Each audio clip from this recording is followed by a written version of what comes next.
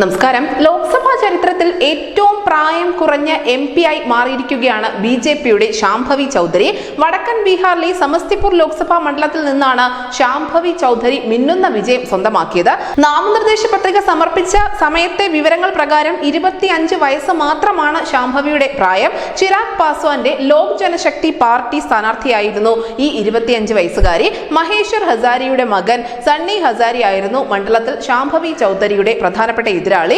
ദില്ലി യൂണിവേഴ്സിറ്റിയിലെ മുൻ വിദ്യാർത്ഥിയായ ശാംഭവി അംഗത്തട്ടിലുള്ള പെൺമക്കളുടെ പട്ടികയിൽ ഏറ്റവും പ്രായം കുറഞ്ഞ സ്ഥാനാർത്ഥി കൂടിയാണ്. മുൻ IPS ഉദ്യോഗസ്ഥൻ ആചാര്യ കിഷോർ കുനോലിന്റെ മകൻ സയാൻ കുനാൽ ആണ് ഇവരുടെ ഭർത്താവ്.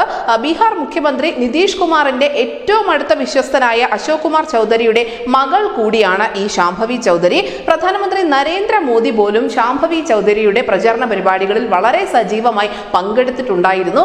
25 വയസ്സ് മാത്രം പ്രായമുള്ള ഒരു പുതിയ മുഖത്തിന് വേണ്ടിയാണ് അദ്ദേഹം ഓടിയെത്തിയത് എന്നുകൂടി ഓർമ്മിക്കേണ്ടതുണ്ട്. പലപ്പോഴും പ്രചരണ പരിപാടികൾക്കിടയിൽ ശാംഭവി തനിക്ക് മകളെ പോലെ തന്നെയാണ്, അവളെ പാർലമെന്റിലേക്ക് നിങ്ങൾ അയച്ചേ പറ്റൂ എന്നുള്ള ഒരു ആവശ്യം കൂടി ജനങ്ങൾക്ക് മുന്നിലേക്ക് മോദി വെച്ചിരുന്നു. എന്തായാലും ആ ആവശ്യമാണ് ഇപ്പോൾ ജനങ്ങൾ അംഗീകരിച്ചിരിക്കുന്നത്.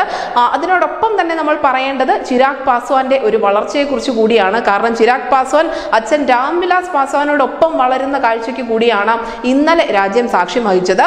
5 സീറ്റാണ് ചിരാഗ് പാസ്വാന്റെ പാർട്ടി ഒറ്റയ്ക്ക് സ്വന്തമാക്കിയിരിക്കുന്നത്.